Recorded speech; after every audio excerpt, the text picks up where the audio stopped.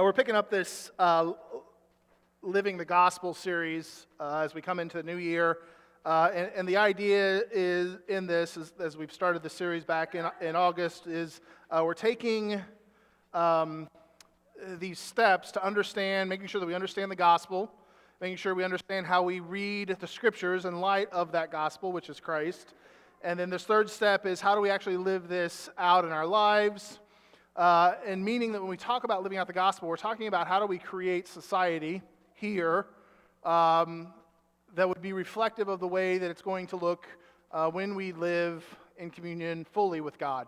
And it's in the prayer that Jesus has taught us, just here as it is just in heaven. And so this call that Jesus has given us in the gospel is that we have to implement it and put it in place, just as if we were living with him in the full union now, knowing that there is this idea of sin that is complicating and frustrating the process of that. And so this week we're talking about how do we live the gospel life in the love life, and what does that look like? And we talk a lot about love, we talk about it so much it just kind of becomes white noise. We like the idea, we like the concept, but we forget how to take it deeper. It is sad. It's tragic, actually. And that's kind of, I want to intro that, and then I want to share a story that will hopefully help us to articulate and understand where this story goes. So Jesus talks about the importance of love being this greatest commandment. It's in all the Gospels. He articulates, and it's not a new teaching for him. It starts in the Old Testament with the Jewish teaching in Deuteronomy 6, and that becomes the basis for where Jesus takes it and expands on it. And so in Mark 12, we're taking the Mark 12 version of this, in verse 29 and 31, where he talks about the most important one being the commandment.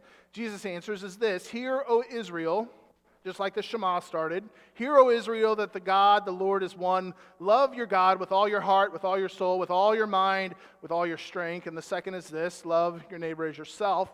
There's no commandment greater than these.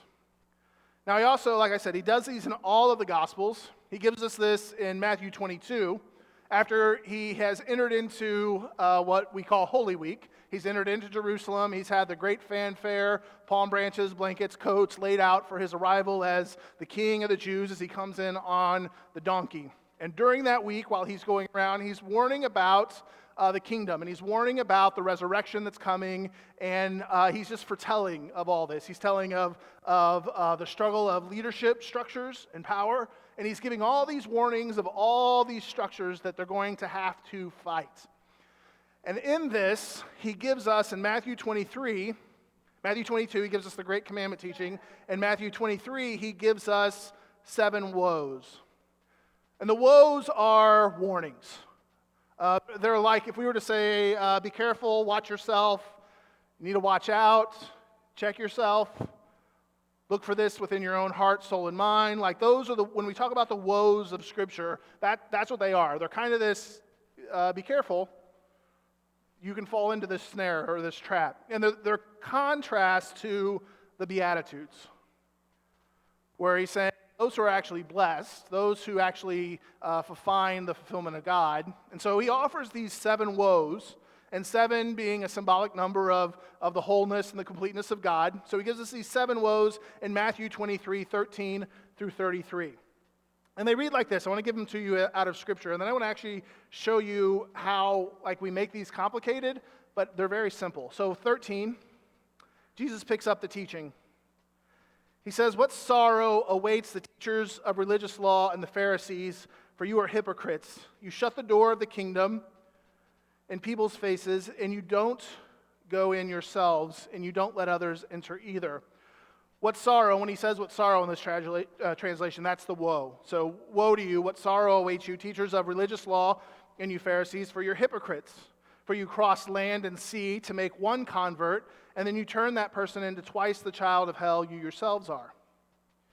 Verse 16, blind guides, what sorrow awaits. Woe to you, for you say that it means nothing to swear by God's temple, but that it is binding to swear by the gold in the temple. Blind fools you are, which is more important, the gold of the temple that makes the gold sacred, And you say that you swear by the altar is not binding, but to swear by the gifts in the altar is binding. You're blind.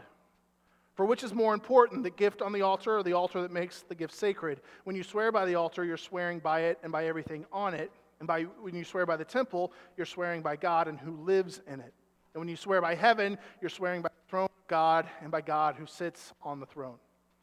23, what sorrow awaits you? Woe, you teachers of religious law, you Pharisees, for you're hypocrites. You're careful to tithe even the tiniest income from your herb gardens, but you ignore more important aspects of law, justice, mercy, and faith. You should tithe, yes, but don't neglect more important things. You're a blind guide. You strain the water so you won't accidentally swallow a gnat, but you'll swallow a camel. 25, what sorrow awaits you, you teachers of religious law and Pharisees, you hypocrites, for you're careful to clean the outside of your cup and dish, but inside it is filthy, full of greed and self-indulgence. You blind Pharisee, first you wash the inside of your cup and dish, and then the outside will become clean too. 27, what sorrow awaits you, teachers of religious law, hypocrites, for you're like whitewashed tombs, beautiful on the outside, but filled with the inside of dead people's bones and all sorts of impurity. Outwardly you look like you're righteous people, but inwardly your hearts are filled with hypocrisy and lawlessness. 29, what sorrow awaits you, teachers of religious law and Pharisees, you're hypocrites, for you build tombs for the prophets and your ancestors that your ancestors killed, and you decorate their monuments of godly people that your ancestors destroyed. Then you say, if we lived in those days, our ancestors, we would have never joined them in killing the prophets. But in saying that, you testify against yourselves, for you are indeed descendants of those who murdered the prophets. So go ahead and finish what your ancestors started. Snakes, you are sons of vipers. How will you escape the judgment of hell? So he offers this, right? These aren't warm, fuzzy words that Jesus is offering, and we take these and we're like, yeah, those Pharisees were bad people. But here's what Jesus is saying in those. If we translate that to what he's saying today, and he's talking about the Pharisees, or he's talking about the religious people who are trying to uphold a religious teaching or a standard in their life. And he says these 7 woes. These are my translations, and there's probably some room to tweak them a little bit. But he says this, he says, woe to you, those of you who make access to God inaccessible to others. So anytime that someone is not worthy of God because of whatever behavior that they may be living out or whatever, you're in danger of receiving a judgment. Woe to you, the next woe, you're willing to, if you're doing God's work elsewhere, while you're ignoring your neighborhood where you live. So when we send missionaries, when we send work teams, when we send them out to anywhere else in the world, if we're also not as focused and making sure that we're doing that same work in our own neighborhoods, we're being sacrilegious in our approach to the gospel. Third one, you offer a way to God that is impossible to reach, attain, or live. Woe to you if your way to God cannot actually be lived out. Yikes. Woe to you who teach about following the law, but in doing so you leave out justice, mercy, and faithfulness.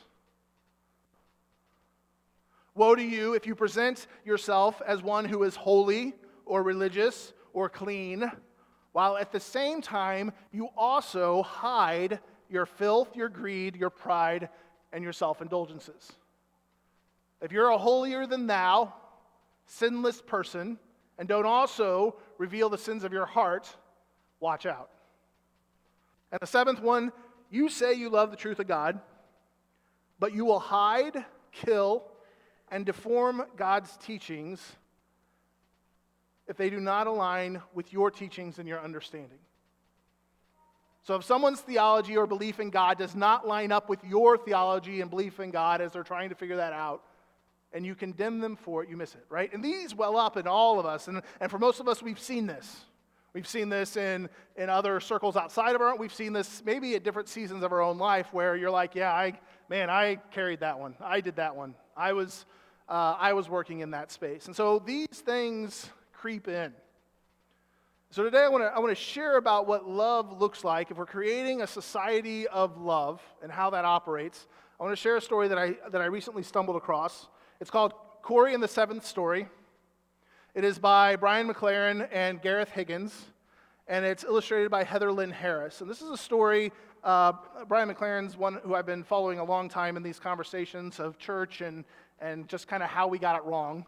And they've worked this into a children's story for adults, if you will.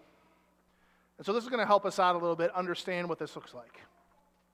And this is based off of, certainly the Gospels, but it's also based off of an Indiana philosopher, Rene Girard, who studied at IU for 3 years in the 50s. Yeah? Okay. And he studied religions in general across time and history, and he came up with these narratives that were consistent in this. And so here's the story of Corey and the seventh story.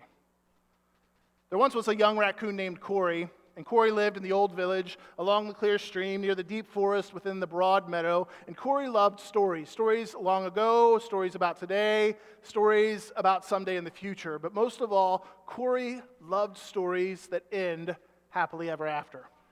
Every morning, Corey woke up full of excitement for the day's adventures, climbing trees, crossing creeks, exploring new places with Owl, Corey's best friend. One day, Corey went on a walk through the old village.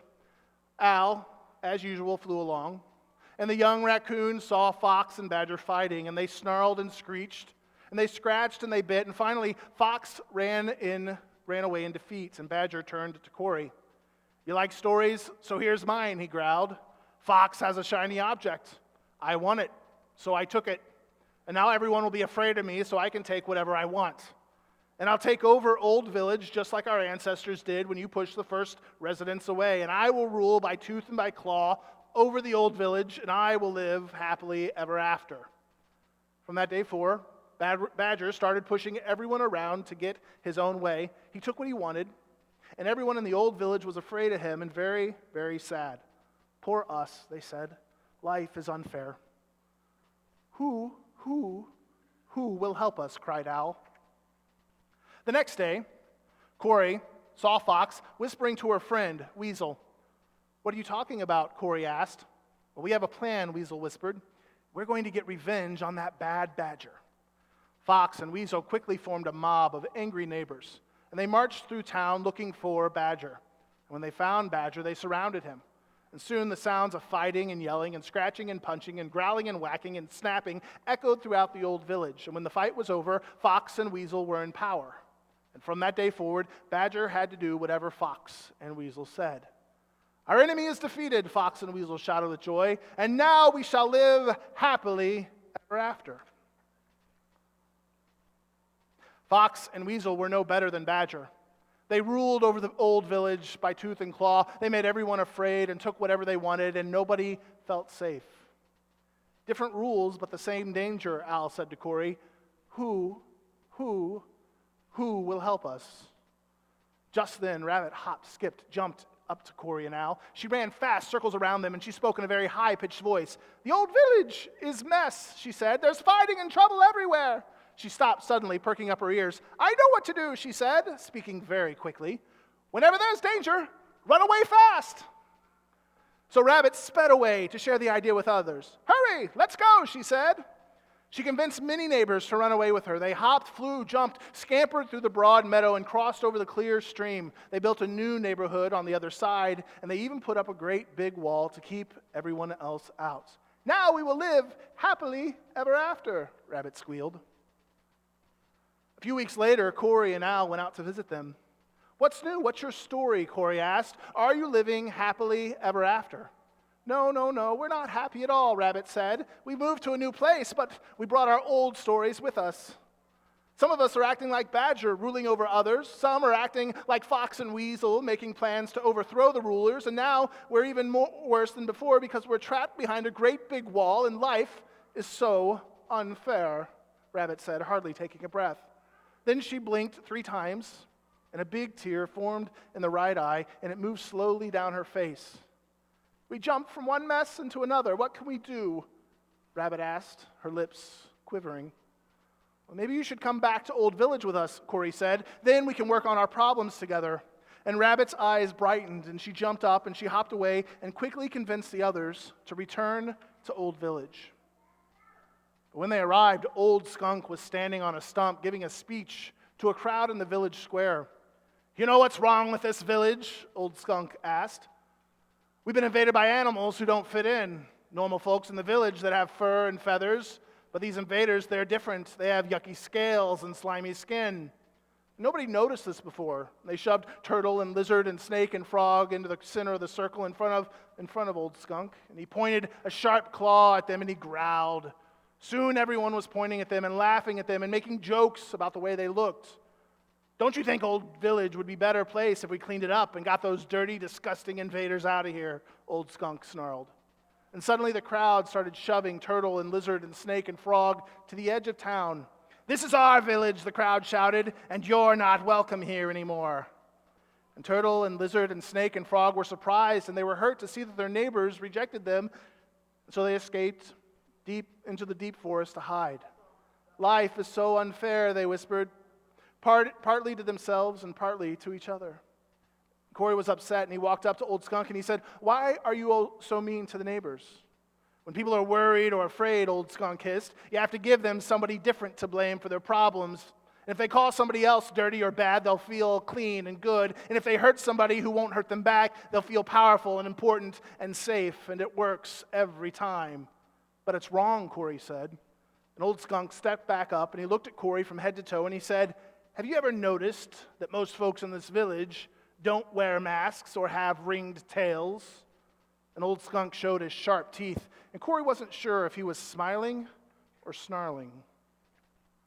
The next day, Corey went for a walk, and he noticed something really strange. Almost everyone was wearing baggy gray coats. Nobody smiled. Nobody said hello. They walked up and down the street, looking as if they were in a hurry and a little bit worried. And when Porcupine walked by, Corey stopped him. "What's going on?" Corey asked. "Why are you covering up what makes you special?" The Porcupine looked around nervously, and then he whispered, "I don't want Old Skunk to see my quills. I'm afraid he'll laugh at me, and then I'll have to go and hide in the forest. Skunk has ruined everything for everyone, and now we'll have to wear the ugly coats for the rest of our lives. There's nothing we can do about it." He shook his head, and he rushed quickly away. Corey's neighbors lived in a gray world of sameness and fear. "Life is unfair," they cried, feeling very sorry for themselves. Who will help us?" Al asked. That's when Badger remembered something. He remembered how happy he was when he first stole a shiny object from Fox. So he went to talk to her. "We could make everyone happy," he said. "If we sold everyone shiny objects, we could get rich too." And so Badger and Fox, they built a shiny object factory, and soon everybody in the old village was buying shiny objects. They wore shiny objects as jewelry, and they played with shiny objects as toys, and they put shiny objects on their houses, and they used them to decorate their baggy gray coats. "Who has the most shiny objects?" Mouse asked. "Who has the biggest shiny objects?" Deer wondered. "Who has the most money from making and selling shiny objects to everyone?" Fox and Badger asked, laughing because they knew the answer. After that, Corey heard neighbors telling shiny object stories everywhere. "Just a few more shiny objects," they said, "and then we'll live happily ever after." Corey wanted to believe them, but looking around, Corey didn't feel happy. Badger and Fox cut down many beautiful trees to burn fuel for their shiny object factory. The smokestacks filled the air with smelly gray smoke. The shiny object factory dumped dirty water into the ground. It flowed into the clear stream where the fish and the tadpoles lived. And whenever there were sporting events or concerts, someone would always interrupt with their annoying shiny object commercial. The ugly shiny objects, big sale signs were popping up everywhere.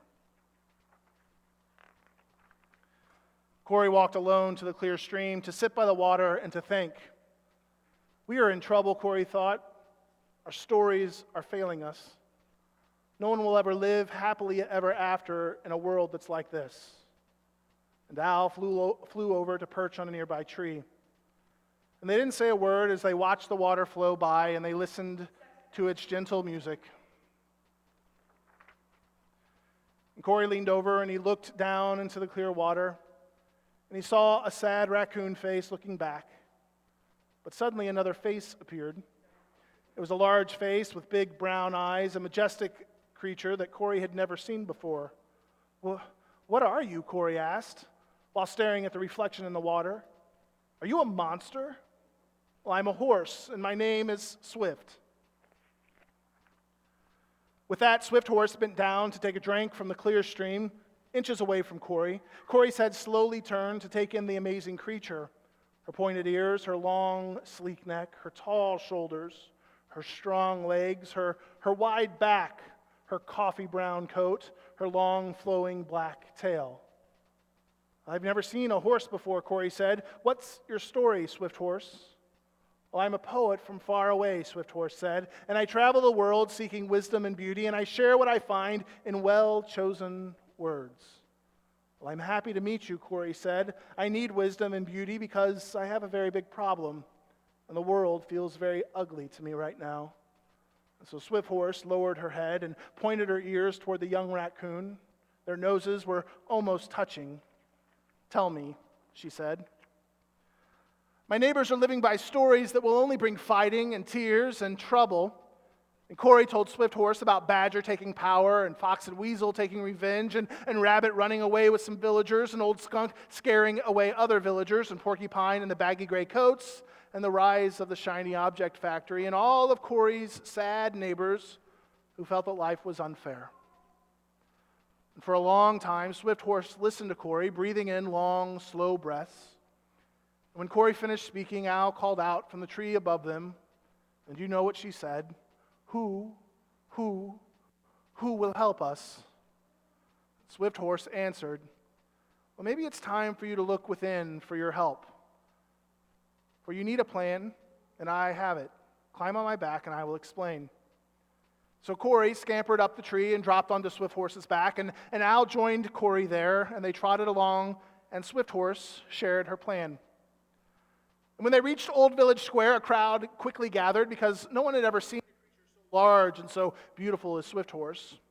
Well, let's have a special meal in honor of our special guest, Corey said. Let's set up a big round table and let's all bring our favorite food to share. But please, everyone, please leave your shiny objects at home. And while their neighbors prepared the special meal, Corey and Al rode Swift Horse out into the deep forest. They found turtle and lizard and snake and frog, and they invited them home. And as the sun was setting, they returned to the old village, riding on Swift Horse's back. They saw the big round table full of delicious food, and Corey gave the furless, featherless neighbors the place of greatest honor right next to Swift Horse. Then Corey asked everyone to take off their baggy gray coats to Swift Horse so they could see their beautiful, wonderful differences. And as they ate their meal, Corey's neighbors told the stories.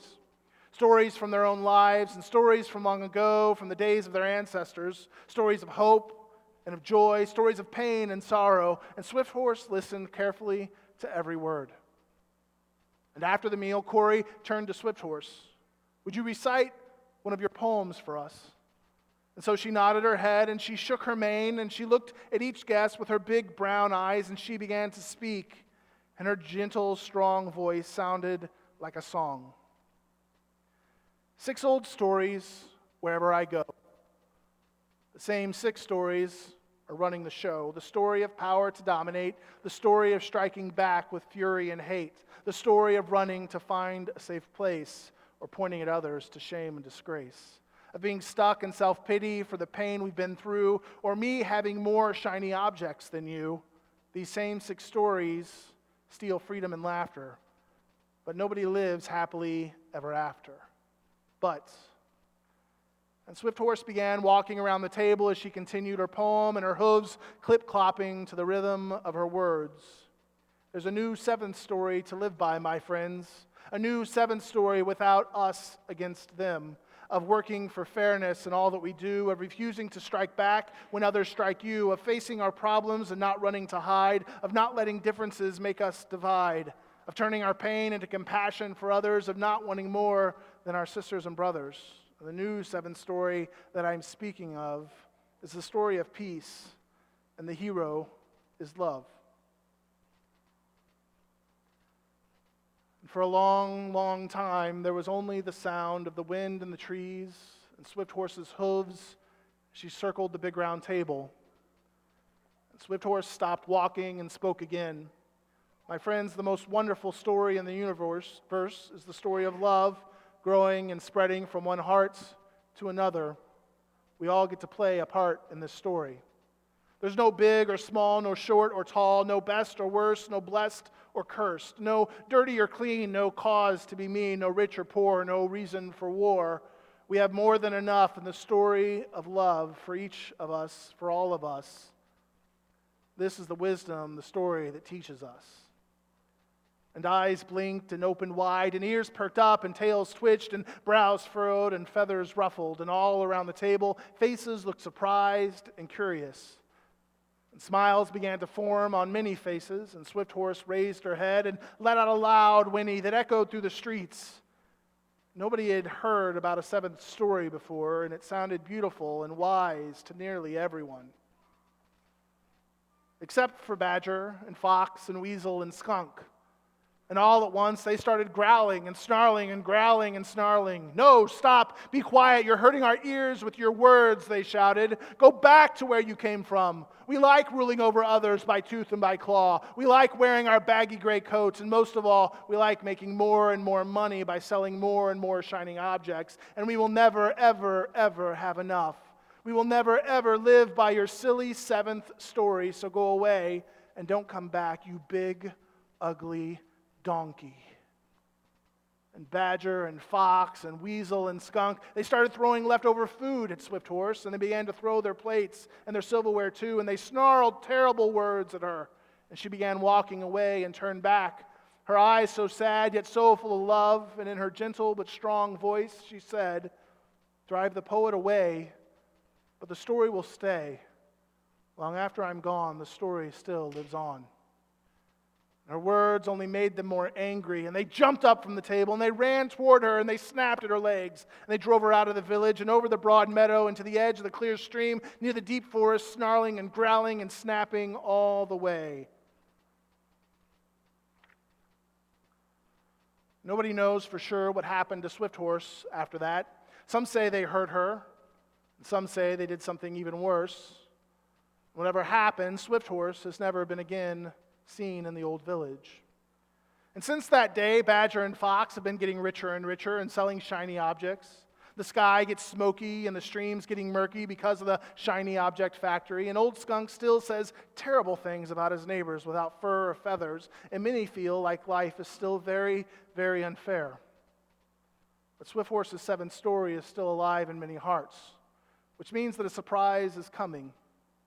And late in the day, as the sun is setting, you can find more and more animals walking out of the old village to the stream to talk with Corey and Al about the seventh story. And Fox even joins them sometimes. And they leave their shiny object home, and they take off their baggy gray coats, and they let their beautiful differences show. And they recite Swift Horse's poem, and they all bring food and share a meal. And they build a glowing fire, and they sit in a circle around it.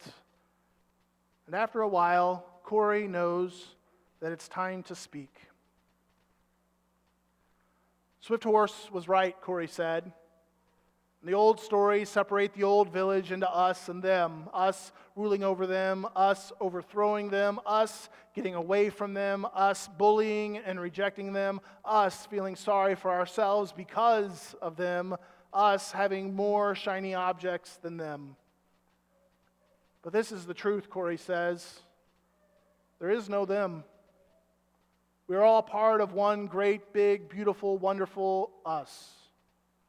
We can all choose to be part of the healing story, the story of love. This story sets us free. The story leads to a happy ending for everyone. Who will choose the seventh story of love, Al asks. And Corey looks each person in the eye, just as Swift Horse did, so full of love, and asks three simple questions. What stories are you living by lately? And how are they working out for you? And how can we live by the seventh story together? And they all sit around by the fire, and they talk late into the night.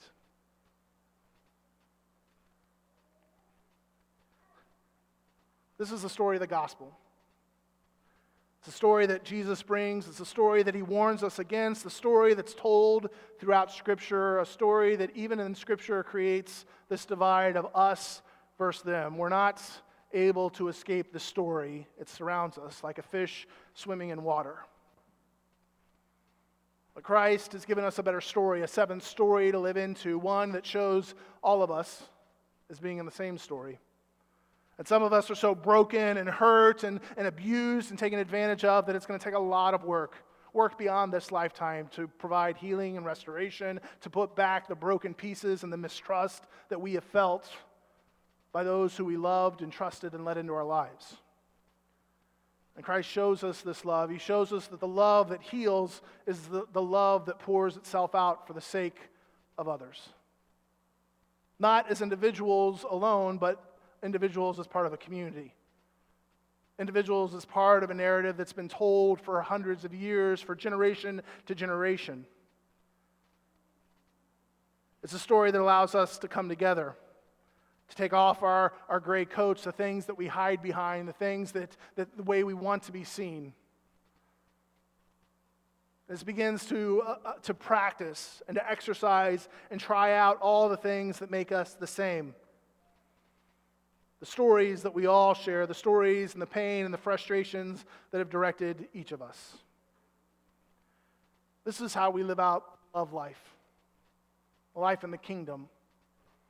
By choosing bigger stories, stories that actually unite us, not divide us, that bring us together for everyone, for the sake of the kingdom. Let's pray. God, I thank you for creative writers and theologians and minds who look at these stories and find creative ways to tell them, ways that break through the white noise that we often allow these stories to become, stories that challenge us to reflect on our own lives and think about the stories that we're living. The story with God, the story in our own mind, the story that we live with others, both within our circle and beyond it. So God, let us have the eyes and the ears and our strength and our souls be solely dedicated to you so that we can learn how to see the falseness of the stories that are in our lives and move towards the truth of the story that you've created through Christ. I pray these things in Jesus' name. Amen.